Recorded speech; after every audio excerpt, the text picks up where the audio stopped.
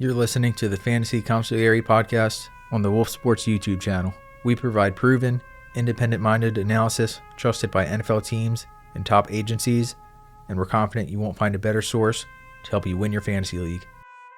Hello everyone and welcome to the Fantasy Consigliere Podcast. I'm your host, Dylan Chapin. For this week's episode, I'm going to go through trade targets. I'll probably do another episode right before the deadline, and this will have some similarities to a recent YouTube video we did, so check that out on the Wolf Sports YouTube channel. But I wanted to hit on some of my favorite targets here. Things will of course vary depending on your situation. Maybe you're 5-1 and can look forward to playoffs, or are 2-4 and need to make some moves to help you now. But at quarterback, someone I've mentioned a bunch that I would be looking to acquire is Bo Nix. Last week in London was not a good game for the Denver offense, but Nix was sharp in the first half. For some reason, Sean Payton's play calling sort of got out of whack in the second half, and he seemed to take the ball out of Nix's hands too much. But I think that will change moving forward. Concerns about the Broncos not really putting enough around Nix in the offseason still lingers, but they do have plenty of speed with Marvin Mims Jr. and Troy Franklin. So we'll see if the downfield shots start connecting, and we know what Nix can do as a runner. So 2 good matchups back at home this week against the Giants, and the next week versus Dallas. Then a tougher one in Houston in week 9.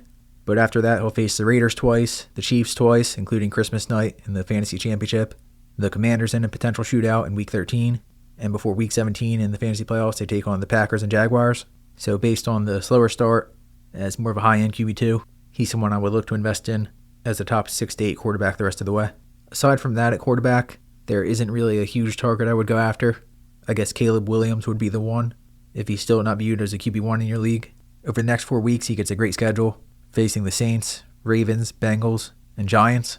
It does get a lot tougher down the stretch, but if you need a QB1 to help boost you in a playoff race, I like how things set up for Caleb over the next few games, and he's another option that can do damage with his legs and should only gain more comfort in Ben Johnson's offense as the season progresses.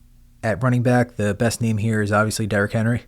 Maybe the buy low window is closed, with the Ravens getting back to feeding him in the loss to the Rams. I think he had 18 carries for 90 yards in the first half before Baltimore struggled to move the ball in the second half. But it's clear the Ravens want to feed him, and after the bye this week, he'll get Lamar Jackson back, and the schedule sets up perfectly, especially in week 8 and week 9, facing the Bears and Dolphins as 2 of the worst run defenses in the league. And then after that, we'll be hitting November, and we know Henry can be a force as the weather gets colder, so I think it's worth making a big swing for him, and we have Henry as our overall RB4 the rest of the way.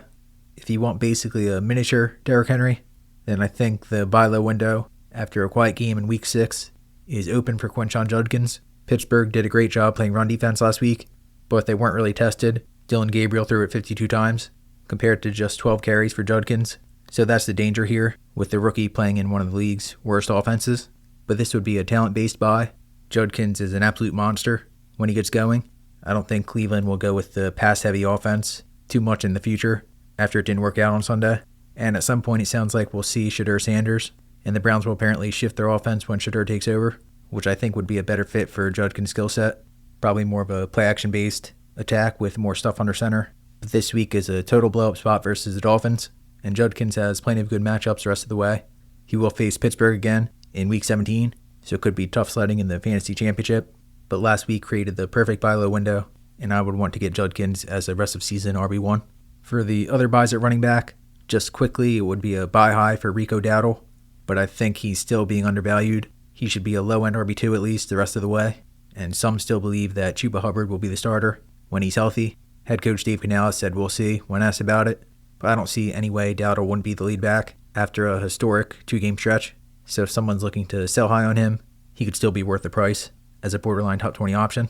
And Travion Henderson would be a talent-based trade target. Still limited work for the Patriots. He handled 10 touches last week, but he has major big playability, so maybe he'll break a long gain, and that could open the door for more opportunities.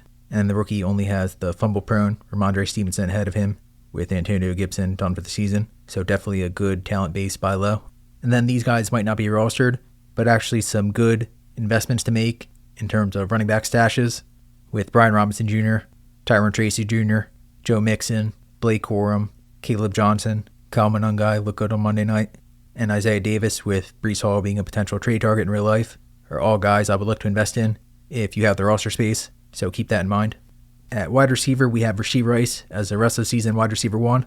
I would assume a lot of leagues view him lower than that, but he still might be tough to acquire with the owner who has him having held him for 6 weeks already. But if he's not viewed as a wide receiver 1 for some reason, Rice could pay huge dividends in a trade, and I expect he'll be the centerpiece of the Kansas City offense moving forward. Right behind him in our rest of season rankings as the wide receiver 13, we have DK Metcalf, who is still viewed as more of a low-end wide receiver 2 by many, but he scored a touchdown in 4 straight games, was missed on another would-be deep score last week, so the connection with Aaron Rodgers will continue to grow, and just thinking about it at the simplest level, Rodgers has preferred throwing to wide receivers throughout his career, and Metcalf, especially with Calvin Austin out, is the only proven wideout for Pittsburgh, so he should be more of a borderline wide receiver 1, wide receiver 2, and I think he can probably be acquired in a trade for less than that. And Jameson Williams is another guy we've mentioned quite a bit. He had a good game on Sunday night with 66 yards and a touchdown. This week, another good spot for him, facing a Tampa Bay defense that could get healthier on the back end, but will probably play man coverage and give some one-on-one opportunities for him. So JMO should be a high-end wide receiver 2, and similar to Metcalf, most don't view him that highly. And then the fourth guy I'll mention at wide receiver is Keon Coleman. This could even be an option where, with the Bills heading into the bye, he simply dropped due to 5 straight quiet weeks since what looked like a breakout opener. But Sean McDermott said the Bills have to work from ground zero to get on track as a team coming out of the bye. And Monday night's loss with Dalton Kincaid out showed that Buffalo needs others to step up for Josh Allen. So I think Coleman will be one of those guys. Maybe the group, instead of being too spread the wealth, will focus around Kincaid and Coleman, along with obviously James Cook. And the talent isn't in question for Coleman, so definitely someone to consider if you need help at wide receiver. And then just a couple of names I'll mention for this week to consider if you need a spot start in lineups. Kendrick Bourne's obviously been on fire, so even if Ricky Pearsall is back, Bourne should be worth starting as a flex option. And with Emeka Egbuka and Chris Godwin both set to miss Monday's game versus Detroit, we have Tez Johnson as a top 40 option at wide receiver, so he could be a pivot for you if you're dealing with injuries. Maybe this week CeeDee Lamb, it sounds like he'll come back, but if he's an inactive and you need to pivot, Johnson would be a great target and carries nice upside, as we saw last week in Tampa Bay's offense. And quickly at tight end, because I touched on this last week, so I'll mention it again, but Isaiah Likely and Harold Fannin Jr. are both talent-based investments to make and might even be available on the waiver wire, especially Likely, considering the limited production thus far. But Mark Andrews could be traded for Baltimore, David Njoku could be traded for Cleveland, so that would open the door for major production out of both Likely and Fannin. So even if you have a clear starter at tight end, each guy is worth investing in as potential bargains.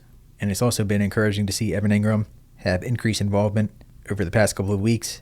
And this week I like him to do well versus his former team in the Giants as Denver tries to spark the offense. So that will conclude this episode. You can find our full rest of season rankings, which can essentially be used as a trade chart on wolfsports.com. And of course our weekly rankings as well.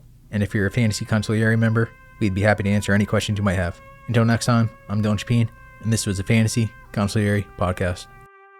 Thank you for listening to the Fantasy Consigliere Podcast on YouTube. Subscribe here so you don't miss future episodes or our next video. If you're on the go, we can also be found on Apple Podcasts and Spotify. Also, be sure to visit wolfsports.com and consider becoming a Fantasy Consigliere member to get the absolute best fantasy advice possible all season long.